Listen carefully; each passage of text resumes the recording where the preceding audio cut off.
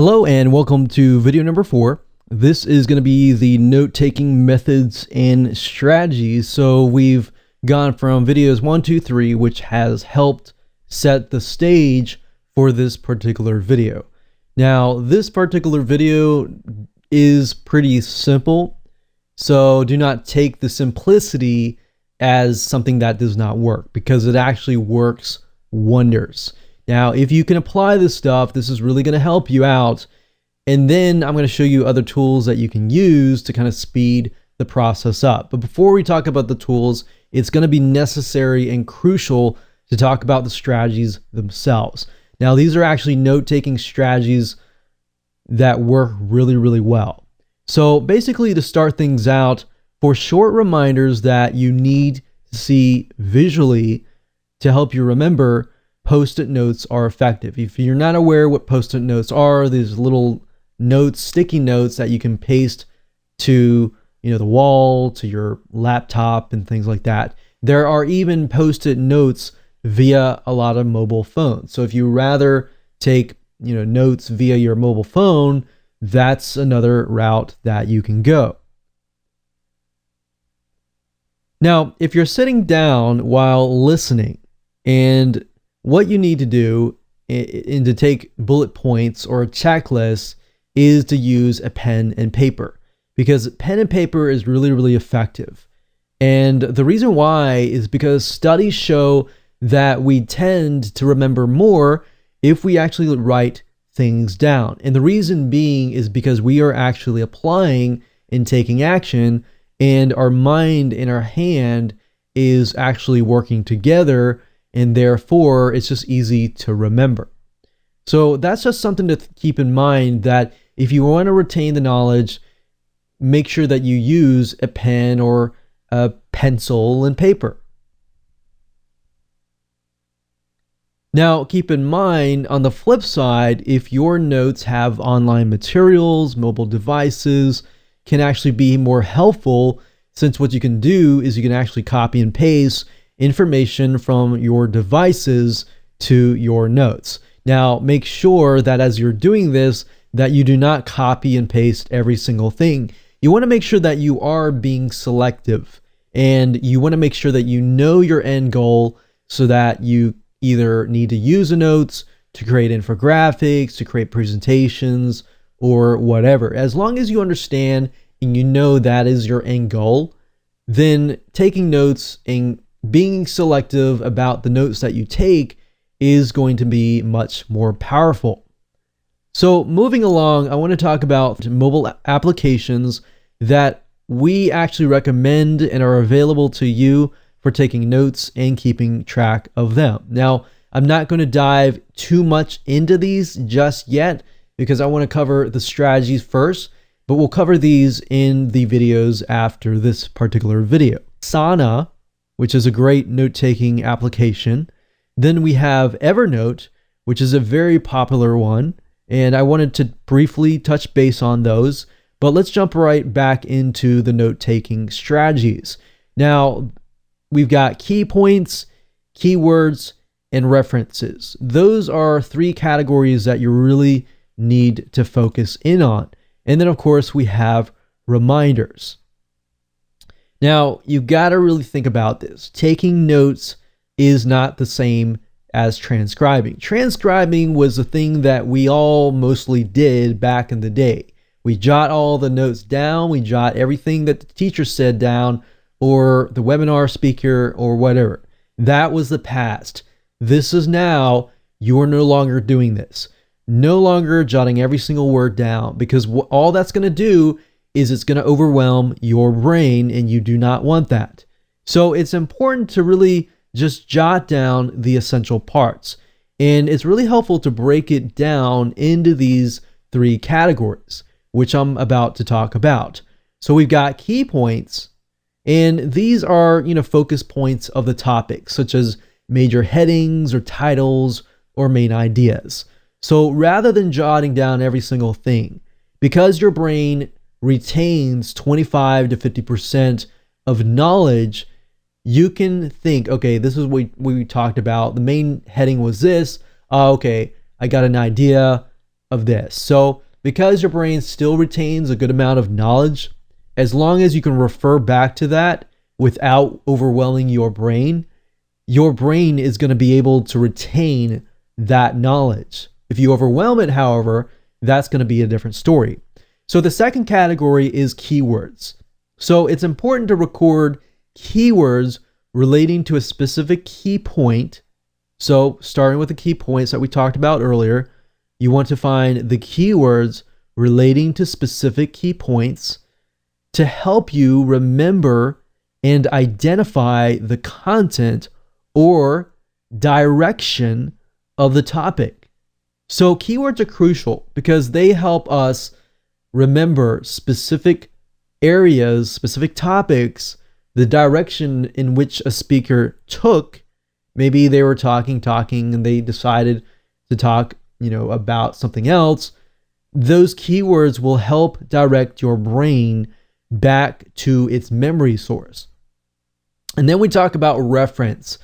References, you're able to add a reference or where you can find more detailed information about key points or keywords.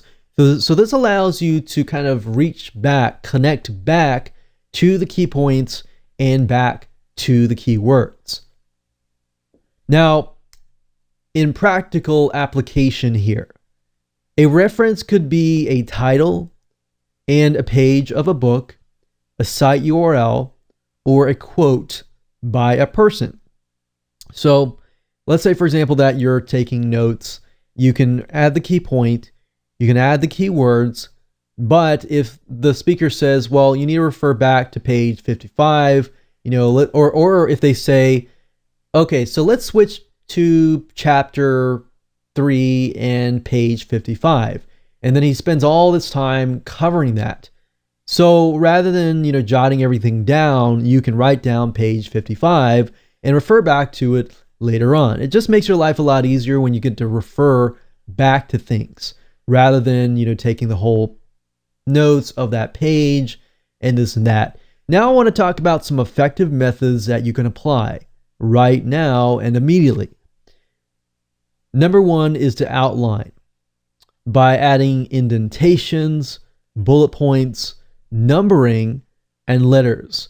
The reason why these things can be effective is it segregates the main ideas, keywords, references, and reminders. Now, this is a lot easier when you have, electronic device, a mobile phone or a laptop, and so forth, because you're easily indenting things. Because when you go back and review your notes, guess what happens? You're actually scanning the document, and then the indentation, the bullet points, the bold letters, the numbering, and so forth actually helps stand out. Now, the most important or major points will be on the leftmost side, going more specific per indent. So what's going to happen is if you do it this way, and you make sure that your major points, your key points and everything are on the left-hand side, then you have your indentations, then it's going to stand out and you'll know, okay, that's a heading, that's a key point, that's a keyword, and so forth. So you're able to help your brain categorize 3 different categories here. And this works really well if you are familiar with the topic or if the presentation is also in outline form, because you're scanning it, you're able to detect these specific categories. But if you're using a tablet or any other online app, which you can easily edit, that can work really well as well. So that way you don't really have to convert it from text to electronic. Now let's talk about reminders. Reminders are always good to have.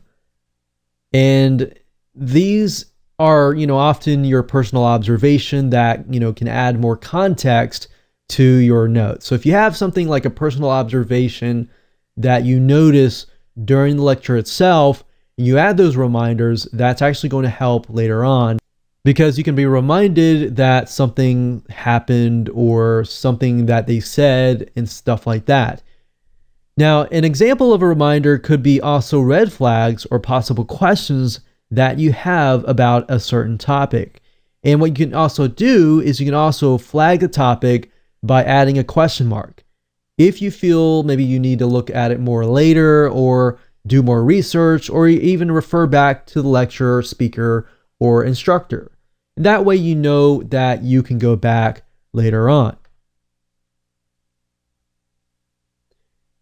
Now let's talk about columns. Columns will basically allow for easy filtering, sorting, and scanning notes. So if you look at here, if you have your key points and your everything categorized and everything like that, it's just going to make life a lot easier when you're going back to scan the notes. Yes, it may be, a little bit of a pain in the butt at the moment, but I can guarantee you it's going to make your life a lot easier and you're just going to be a lot happier. Plus, it works really well in an online format. Next thing and third thing, we have mapping. So with mapping, you can start your outline from the top or the left, going from more general idea to a more specific as you go down the tree or as the ideas branch out. So if you think about something like a genealogy tree or something, you start from the top and you have a general idea and you move more specific down as you go. That's another method that you can use for note taking, is to map things out. Or you can use something like a mind map to map things out. That way, when you look at something, you understand the process better, especially if, on the webinar, on the lecture, they're talking about specific strategies, process, some sort of step-by-step form of, lecture. You can take that, map it out, and that way, when you come back to it, you know exactly, okay, step by step. They start from here, they go to here, they go to there, and so forth.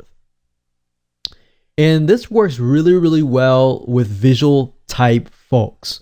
Now, if you think about it, there's 3 different types of main learning types. There's visual, there's kinesthetic, and of course, there's auditory. Now, visual type people, they prefer to actually see things and then do it. Kinesthetic type learners prefer to actually do it while they're actually hearing it and so forth. Now, sometimes you can't do that, but by actually doing something, using your hands, with kinesthetic people will actually remember it better. Now, auditory, taking notes and taking textual notes and things like that is actually more effective as well. So mapping really, really helps, and it works really well if you have a little idea of how the topic is going to be presented, and then of course you break it down and be more specific. So that brings us to video number 5, where we will be talking about Asana's exciting feature.